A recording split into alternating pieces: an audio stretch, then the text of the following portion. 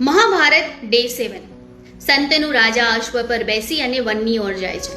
વનમાં જતા જતા તેમને એક દિશામાંથી કસ્તુરી જેવી સુગંધ આવે છે. એમને એવું લાગે છે કે કસ્તુરી મૃગ હશે, એટલા માટે તે દિશા તરફ ચાલ્યા જાય છે અને જોવે છે તો એક કન્યા નાવડી પર બેઠી હોય છે.